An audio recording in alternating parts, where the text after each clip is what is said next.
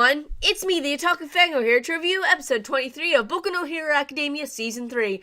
Okay, so this is the fight between Deku and Bakugo. And was that entertaining as heck? Because it just was. But, I want to say this first. Yaoi fangirls are probably gonna have a field day with this episode because I bet they were watching this and reading between the lines way too deeply like, oh my gosh, they love each other, No, that is not what that fight was about. Heck no. So anyway, off that subject, so this fight that they had was, a whole conflicting ideologies and, emotions about certain things, especially Bakugo's, feeling responsible for what happened to All Might. And that was my favorite part about that fight, is that it was about that, but it was about other things, but that was included in it. And I'm just like, Bakugo, you need a hug. It's like Bakugo needs a hug right now. Someone hug him, he needs it. And then All Might actually came in and hugged him a little bit, but he, pushed him away and everything. But anyway, so after the fight was over, look, that fight was great. I gotta say, the way the animation flowed with that fight, that was great. I very much enjoyed that. But with everything else that happened in the episode after the fight, because it's like, yeah, the fight's important, but there's a little bit after it that's also important.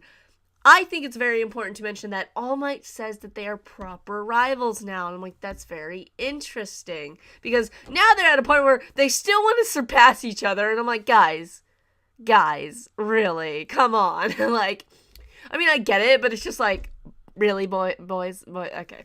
Boys will be boys. But, oh man, I gotta say, the fight was freaking epic, but they did have to get punished for it, of course, and I'm just like, yep. So they got put under house arrest, and I'm like, aw, that sucks, because doesn't Bakugo have to go to his provisional license extra classes or something like that? I don't know, but I was like, dang it, man. So that's a thing, but, they'll be under house arrest for the beginning of this next semester of school, and I'm just like, that sucks. It really does, actually. And Bakugo got 4 days, and Deku got 3, and I'm just like, y'all are always so, come on, give Deku the 4 days. I mean, I get it, why, but still, come on. You can't show favoritism. But anyway, so with this next part coming up in the preview, actually, before I talk about the preview, there was a part where Deku asked Bakugo about his ability and the shoot style and, getting maybe some tips and pointers from him. And I was thinking Bakugo wasn't going to answer him, but he did in a nice constructive criticism way. And I'm like, that's a good boy. Yes. Oh my gosh. But anyway, for the preview for the next episode, Deku mentioned something about the big three, and instantly what comes to my mind was how anime fans have that, the big three, Bleach, Naruto, and whatever, but I was just like, that's the first thing that came to my mind, but they're obviously talking about some 3 heroes, so I'm very curious to see what that's all about, the big three. I'm like, what are you talking about? Wait, with NANI?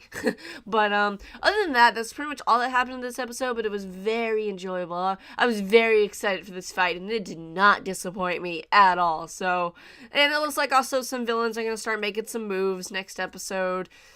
Oh boy. Now, a lot of them are official pro heroes, so if they're out and about and there's a villain, they can just straight up fight it, or them. Yeah, so that's a thing. And I'm kind of worried. I'm like, So yeah.